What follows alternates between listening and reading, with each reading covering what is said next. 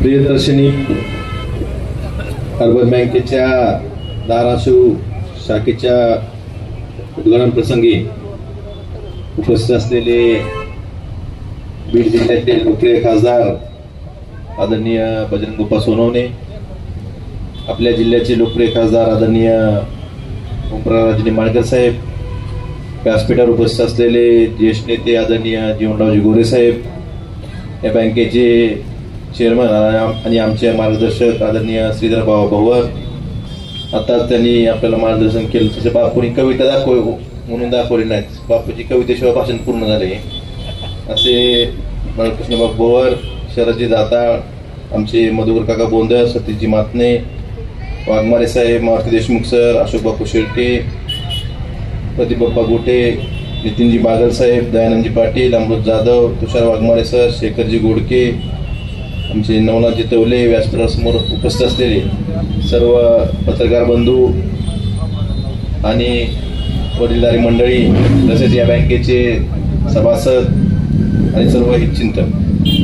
खरं तर बाबांनी आणि बापूंनी सांगितल्याप्रमाणे प्रियदर्शनी बँकेची आजपर्यंतची त्यांनी आलेख वाचून दाखवला. बाबांना विचारत होतो किती डिपॉझिट आहे, 93-92 कोटी काहीतरी डिपॉझिट आहे म्हणजे. तसं बापूंनी सांगितलं, कर्ज मागायला हक्कानं आपण त्यांच्याकडे सांगतो. मीही बऱ्याचदा ज्यावेळेस अण्णासाहेब पाटील महामंडळ असेल किंवा ओबीसी आर्थिक विकास महामंडळ असेल, ज्यावेळेस राष्ट्रीयकृत बँका आपल्या तरुणांना कर्ज प्रकरण नाकारतात कुठलंही कारण देऊन, तुमची येण्याची जागाच नाही, सिबिल खराब आहे, अशा वेगवेगळ्या कारणाने ज्यावेळेस नाकारतात, त्यावेळेस पहिलं जे नाव येतं, ठीक आहे तुला राष्ट्रीयकृत बँक देत नाही ना, तर प्रियदर्शनी बँकेचा बाबांकडनं कर्ज घे. त्यामुळं मला वाटतं ही आपल्या जिल्ह्यातली ना महाराष्ट्रातली पहिली नागरी बँक असेल की जे तरुणांना त्यांच्या स्वयंरोजगारासाठी कर्ज देते. त्यामुळे निश्चितच ही बँक जपणं आणि वाढवणं ही आपली सगळ्यांची जबाबदारी आहे. यासाठी कर्ज जसं आम्ही तुम्हाला हक्कानं मागतो, तसंच आम्ही हक्कानं ही ठेवीदारांना सांगू, पप्पू मी असेल, दादा असेल, की ही विश्वासार्ह लोक आहेत. तुम्ही आता सांगितलं बीड जिल्ह्यातल्या बऱ्याच मल्टीस्टेटच्या बाबतीत आपण रोज बातम्या वाचतोय. काही ठेवीदार उपोषणासह बसले होते त्या ठिकाणी.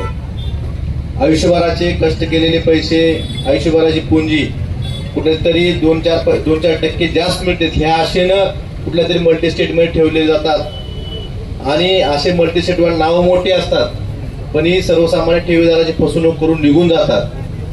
त्यामुळे अशा ठिकाणी 2-4% हिशोब करण्यापेक्षा ठेवीदारांना आपण हेही सांगणार विश्वासार्हता कुठं आहे, आणि ती विश्वासार्हता भवर कुटुंबाने 1998 पासून आजपर्यंत जपलेली आहे.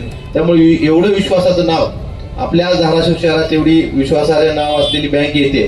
त्यामुळे निश्चितच आमच्या धाराशिव तालुक्यातील तरुणांना कर्ज तर मिळेलच, अण्णासाहेब पाटीलचं कर्ज मिळेल, ओबीसी महामंडळाचं कर्ज मिळेल, परंतु त्याच बरोबरीनं चांगल्या ठेवीदाराला हक्काची एक बँक आणि विश्वासार्ह बँक आमच्या धाराशिव शहरात आपण शाखा उघडली, त्याबद्दल मी पूर्ण धाराशिवकरांच्या वतीने आपलं अभिनंदन करतो आणि आभारी मानतो.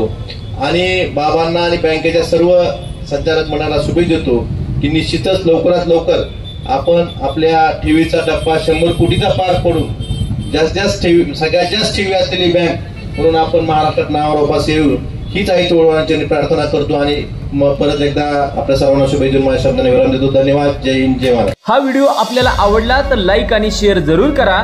तसेच आमचे YouTube चॅनल सबस्क्राईब करा आणि फेसबुक पेजला लाईक आणि फॉलो करायला विसरू नका. धन्यवाद.